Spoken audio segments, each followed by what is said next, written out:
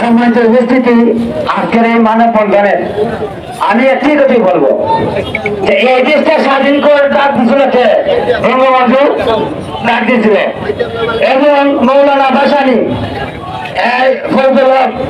নেতা আমাদের শেখ মুজিবুর তাদেরকে হত্যা করেছে, মেধা শূন্য করা হয়েছে।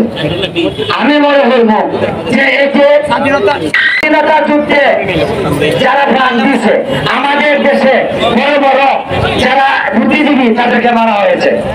আমি একে কি বলবো যে আমাদের দুর্নীতির বিরুদ্ধে কথা কেউ বলছে আগে সুমন সাহেব যদি দুর্নীতির বিরুদ্ধে কথা বলে আমার মনে হয় বাংলাদেশে আর কেউ বলেন নাই।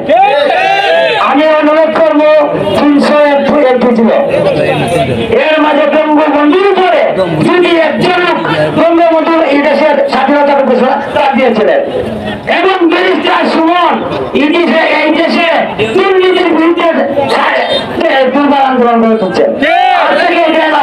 আমি অনুরোধ করবো 300 এমপি আছে, 300 এমপি যদি হয় আমাদের একটি অনুদান চাই।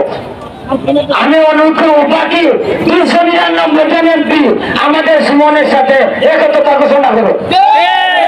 দেশের জন্য কাজ করতে হয় তাহলে আমি এটি আজকে এখান থেকে আওয়াজ তুলবো যে আপনারা আমাদের এমপির সাথে একমত পোষণ করেন, বিরুদ্ধে রুখে দাঁড়ান। আর আরেকটা কথা বলেছে বাইরে ভাই মাইরালি দেওয়ার ভাই, মাইরালি দেওয়ার ভাই এটাই একটা ছেলে জন্ম দেওয়া খুব কঠিন। আপনারা বিশ্বাস করবেন কিনা জানি না, 40 বছর এই দেশের নেতা হয়েছে, আমাদের আগে মনে মনে পেয়েছেন মন্ত্রী হয়েছেন।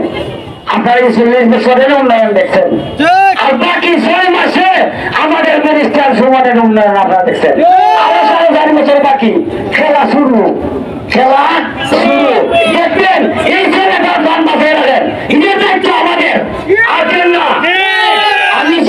আমি সবার কাছে সবই আমরা ব্যারিস্টার সুমন, যদি ব্যারিস্টার সুমনের কিছু হয় আমরা তো এর জন্য লাশ করবো, আমরা জীবন উৎসর্গ করবো ব্যারিস্টারের জন্য। আমি শেষে সময় সংক্ষিপ্তের কারণে কথা লাভ দিকে না করে এখানে বক্তব্য শেষ। সবাইকে ধন্যবাদ। আসসালামু আলাইকুম।